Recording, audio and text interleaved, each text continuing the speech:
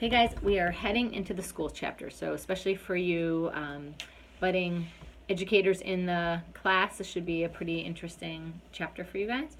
I have that kind of, some of the things that I start this chapter off with are a little bit depressing. So, the first link, and I do hope you look that up, although the good news is that the gap is improving. So, the slide where it says to depress you, and it's a link from a New York Times article about the achievement gap in the inner city schools in Cleveland versus the suburban schools. And it's looking at the 4-year graduation rate and what kind of astonishing differences there are. So I think the rate is something like hovering around 55% in the kind of inner city schools of Cleveland in terms of graduating in 4 years or even graduating at all.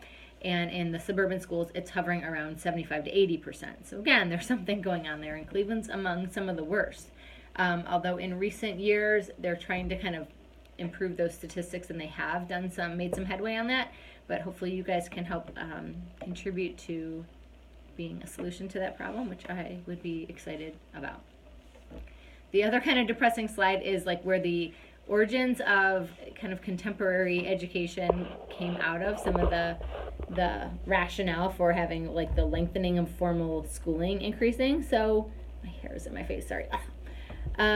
So one of those is out of the fact we've talked about the Industrial Revolution and how that really lended itself to families, especially fathers, working outside of the home and moms staying at home. And then because kind of children and teenagers specifically really didn't have any more jobs, right? So mostly, back in the, 100 years ago or more, schooling, maybe was in a, 1-room farmhouse or schoolhouse or 2-room schoolhouse, and it didn't end up going much past, kind of what we can consider now like middle school.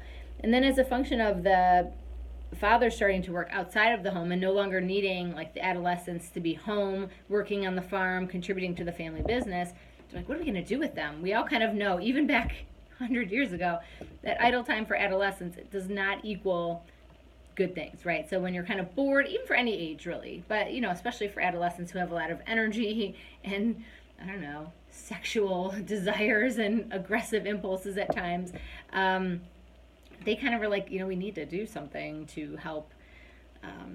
Maybe we need to lengthen school. Let's give them more education. We got to get them off the streets, right? We got to get them doing something. And so it's kind of sad that that's kind of one of the main roots of that, is to kind of help get them off the streets, give them something to do. And again, also on the flip side is that with the Industrial Revolution, we needed more training for jobs, and there are jobs with you needed more technical knowledge or more information. And so there was a need for more schooling too, on a legitimate note.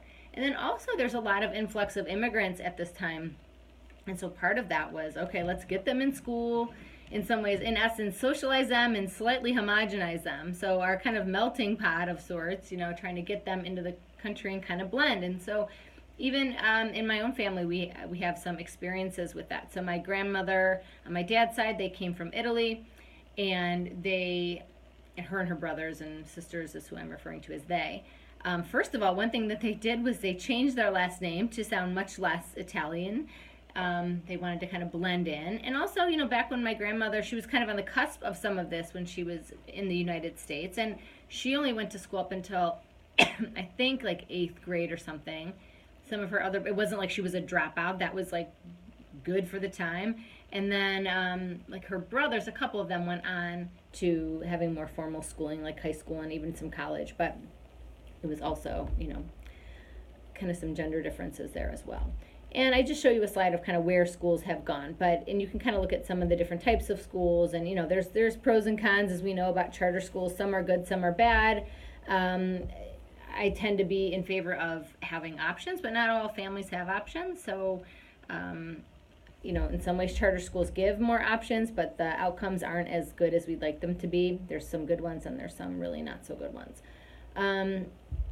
And so, again, kind of going back to the achievement gap and that, there's a lot of good reasons for why, in addition to, perhaps less money in the schools, less services in the schools, and lower SES areas, there's also like the idea of like having social models. So I'm sure for many of you, if not all of you, perhaps even school was like, it wasn't, if you were going to go to college, it was where you saw people who went through the traditional school setting and put in effort, and that effort was kind of rewarded to them, right? They worked hard, then they ended up getting into school, and that turned into, like, school led to success for them.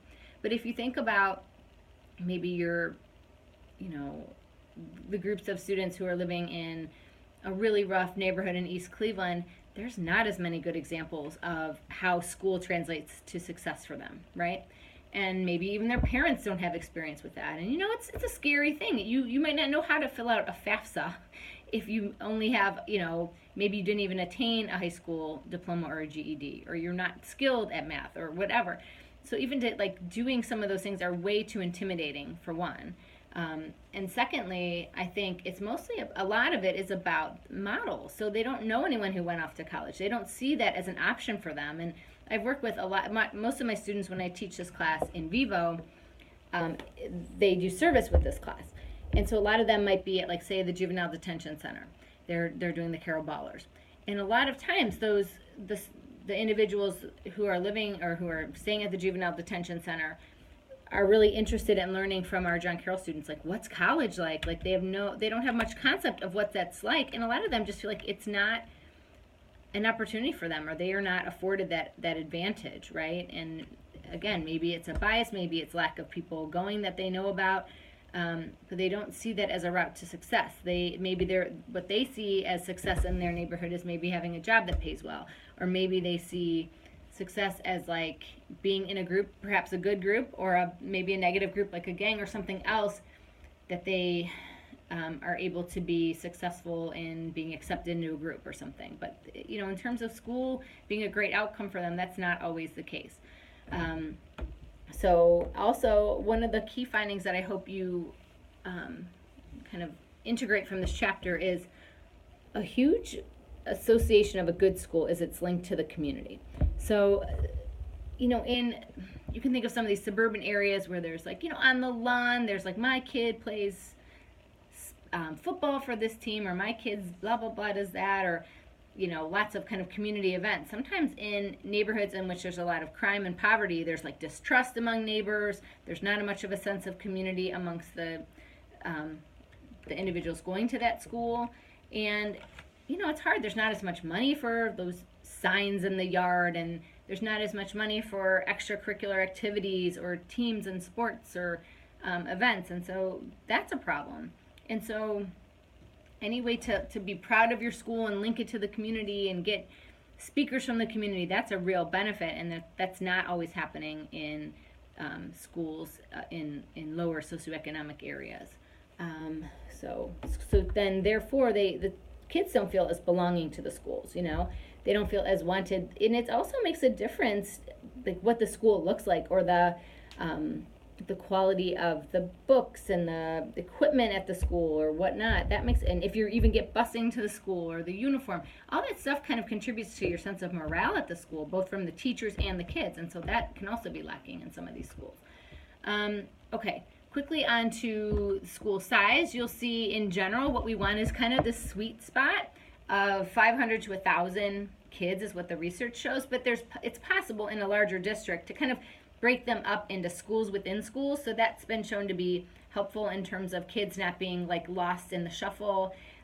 Why smaller or reasonably sized schools, again, this 500 or to 1,000 or 1,500 kids especially, is that you want kids to be not observers, you want them to be participants. And so if you have a class of, your class alone, say there are 700 ninth graders, it would be a lot more intimidating to try out for the basketball team if you're one of 900 versus if you're a class of one of 150 or 200, right? And also there's just more opportunities to lead groups, to be active in your school, and so that's really helpful.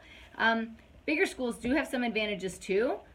Some of the advantages are more extracurricular activities, more opportunities, potentially more money.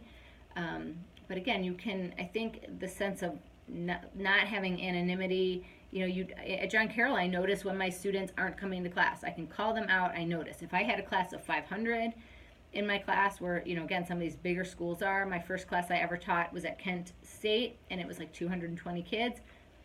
It's harder to keep track of who's in class and who's missing or what's going on with each class. And, especially in a big school with a kid who has some problems, it's really hard. It's really easy for them to get lost in the shuffle. With school size, they say somewhere between 20 to 40 is ideal, and not necessarily that 20 is so much better than 40, which I think is counterintuitive. Basically, it's saying that learning can still go on pretty effectively. Achievement is not impacted very substantially by adding more and more students. As a teacher myself, and I'm kind of in that realm, I oftentimes dance between 20 and 40, usually around 30. It doesn't matter to me so much, as long as I can I can still find time to get to know my students, involve them in class, that works. It just, I think, depends on the skill sometimes of the teacher. But a lot of us would prefer, especially in like middle school and even elementary, to have a little bit smaller because kids are at such discrepant abilities. And that certainly persists in high school. So that would be a little bit nicer, where you don't have this kid who's excelling in trigonometry and one kid can barely still do basic, algebra or something.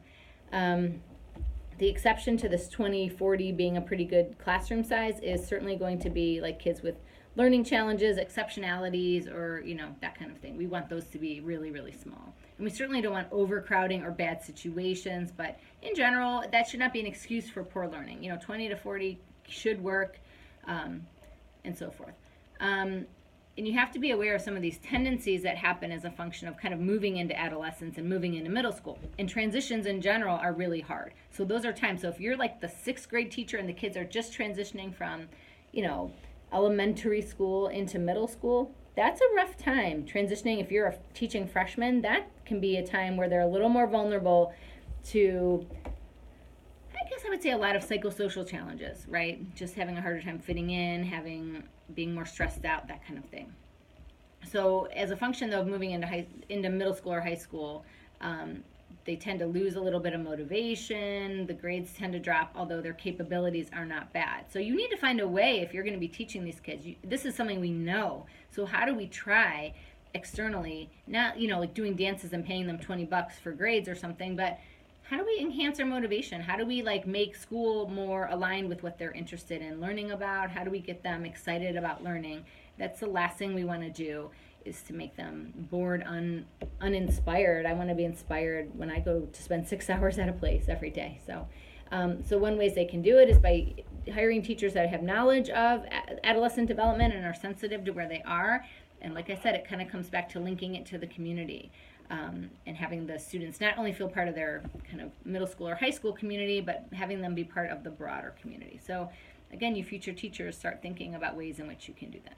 Okay, I'm going to pause here. I'm going to start video 2. Bye.